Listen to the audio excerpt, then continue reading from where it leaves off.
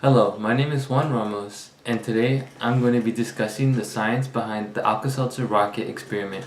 I'm going to be explaining the science at 4 different age groups: PK through 3rd grade students, 4th grade students, middle school students, and finally college level. So starting with the PK through 3rd grade group students. The science can be explained as follows. When Alka-Seltzer and water are combined, they make bubbles of gas. The gas bubbles fill up the tiny spaces inside of the canister.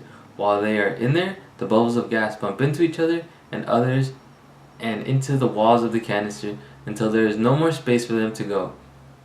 The gas bubbles have to push the lid of the canister off in order to have more space.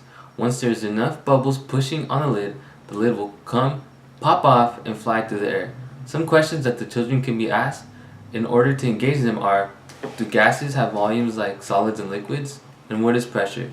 For the next age group, 4th through 6th grades, the science is as follows. When Alka-Seltzer and water are mixed together, they cause a chemical reaction. The reaction makes a carbon called carbon dioxide. Since the carbon dioxide has nowhere to go inside of the canister, pressure builds up. Gases occupy space and the canister has only so much space inside of it. If there is more gas than there is space, the carbon dioxide will push the lid of the canister off in order to have some more space. When this happens, the canister goes flying off into the air. Questions the kids can be asked are: what is a chemical reaction, and has anyone ever encountered this reaction in their day-to-day life? For middle school students, Alka-Seltzer is made up of baking soda and an acid. When it is mixed together with water, the baking soda and citric acid react with each other. The reaction between these compounds produces carbon dioxide. A way to see if this reaction is happening is to note the fizzing bubbles formed. Gases take up space since they have a volume. The closed canister has only so much volume. The carbon dioxide molecules build up pressure inside the canister by pushing against the walls and the water contained within.